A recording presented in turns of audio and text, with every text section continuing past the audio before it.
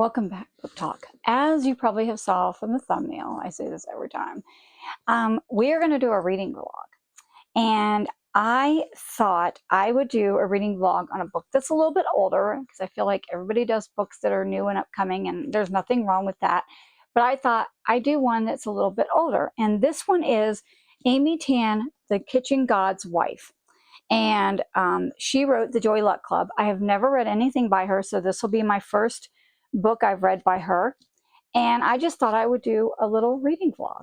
Okay, so we'll see how we like this. I hope I like it and I don't DNF it. If for some reason, which I have to, it has to get pretty far out there for me to DNF it. It has to be pretty. If I do DNF it in this vlog, I will pick up another one and we will start another one, and that's okay. But I don't foresee that. I think this is going to be a really good book. So here's to reading The Kitchen God's Wife by Amy Tan. Back to the Book Nook and to this reading vlog of The Kitchen God's Wife. So far I'm only like 58 pages in. I started it 2 days ago, but I really didn't get into it much, just a page or two. You know how that goes. And then I really got into it yesterday. When I say got into it, I got 58 pages into it. It's only like a little over 300 pages. So that's, 360 something pages. So far we've learned the dynamics between the mother and the daughter. The mother being from China and living through the communist takeover in China, to the daughter who has lived her whole life in America. So there's a big difference there, right? And then apparently the whole story is about this backstory of the mom and the aunt. And we're just now getting some of that story. So that's interesting. That's a little like backstory there. So I'm really enjoying it. I enjoyed the dynamics and explain the dynamics. It also talks a little bit about when the communists took over China. So the Communist Party. So that's interesting. I want to learn more about that. And yeah, so I'm really enjoying it. It's a good book. I hope to get to read some more. I just been kind of busy, but like I said yesterday, I really got into it and got to reading, and I really enjoyed it. It's a great read, and it's fairly, I don't want to say easy to read. That sounds really bad, but it is. I don't know. I don't mean that as a negative way at all. It's just very easy to read.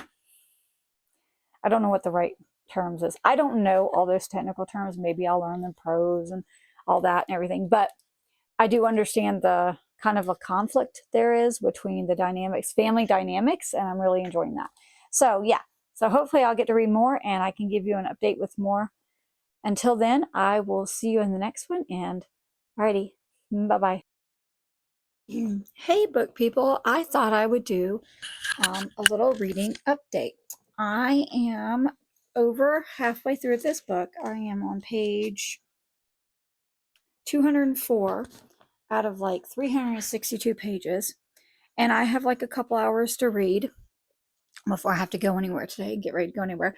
So I thought I would read the book. By the way, like I said, my other part of my blog is The Kitchen God's Wife by Amy Tan. I am really, really enjoying it. It's telling the story. Now it's telling the story of the mother and her backstory.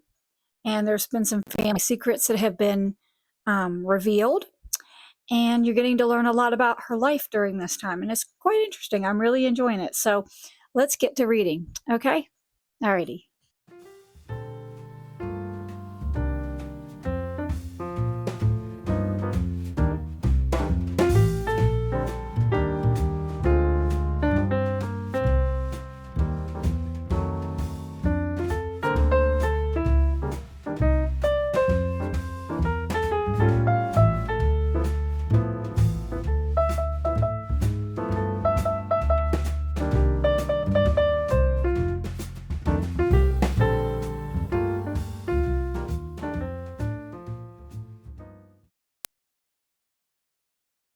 Things I really like about the main character of this book is how innocent she was.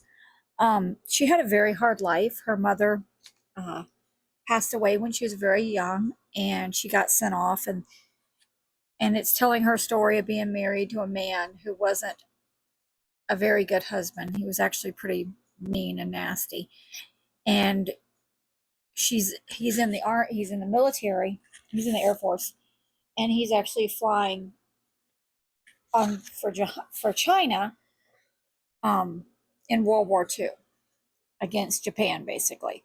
And but I just love her innocence. Like, she was just so innocent, and I just love that about this character. Like, it's kind of sweet. When she talks about things, it's just, I don't know. I think there's something about that. Like, I feel like today yeah, I think it's good that we don't hide things or whatever, but I also think there's something to be said for innocence and to not have to be crude or just, there's a lot of like just out there stuff today. And I think the simplicity of just being innocent, does that make any sense, is really cool. And I like that about this character. I like reading about her because she is. And I know obviously she gets away from this bad situation, gets out of it, but her journey is what you're learning about. And I just think even through all she's been through, she still maintains that sweetness and that innocence, Anyways, I just thought I'd share that. Welcome back to the conclusion to the reading vlog with the Kitchen God's Wife. I returned the book, so I no longer have it. It's been probably over a week or so since I finished it. I just haven't had a chance to actually sit down and talk about my conclusion. I did finish the book. I did enjoy it. I gave it 5 stars. It was a great historical fiction. I was not expecting that when I picked it up. I didn't know what to expect. I knew I'd heard about it and it was good, but I didn't know what to expect, like I said in the beginning. Yes, I loved the story of Winnie and her resilience and her strength and going through all the things that she went through, and her telling the story, and how the mother and the daughter were able to connect over this story. And I think it helped them to understand each other a little bit more, or for the daughter to understand the mother. And I really enjoyed it. So I highly recommend that you read The Kitchen God's Wife. Like I said before, I'm pretty sure I said it, but I'll say it again. I loved the innocence. She was so innocent. And I think there's something very precious and sweet about that. So yeah, so this is the conclusion to that. I hope to see you in more reading vlogs. I'm going to do a special one in a cup, like not my next video. My next video will be the August or the July reading wrap up. But I'm pretty sure after that will be another reading vlog. So I hope to see you in the next one, and I'll see you then. Alrighty, bye-bye.